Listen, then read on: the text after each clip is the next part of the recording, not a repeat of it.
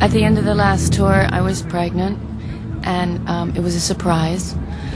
We were overjoyed when it happened, and I felt very connected to the spirit that was coming in.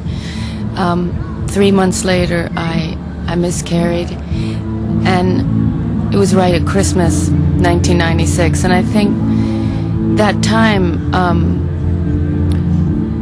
there was nothing that was within my power to make it okay. So,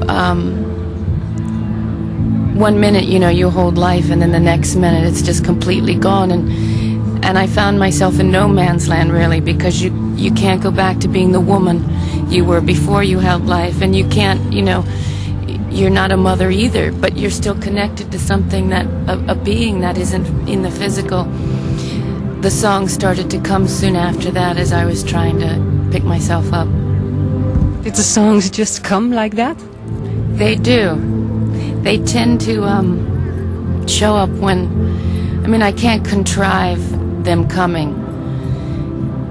All of a sudden I'm walking down produce and putting it in my little basket, and they're hiding behind the bananas. I can't force them to come. I think that this experience sort of shook me to the core, because it wasn't just about me. I know that sounds very selfish, but when it does involve another being in another life, I just started to, I think, I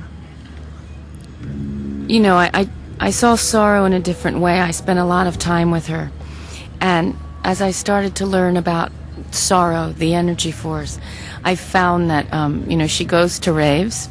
She has a fantastic shoe collection. She loves margaritas and very good red wine, and she tells really dirty jokes.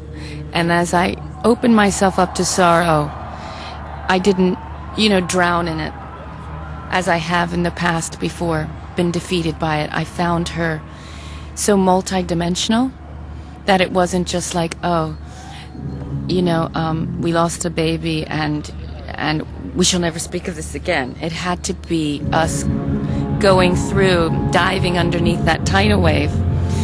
And, once that happened, there were other gifts that began to come out of it, like the songs.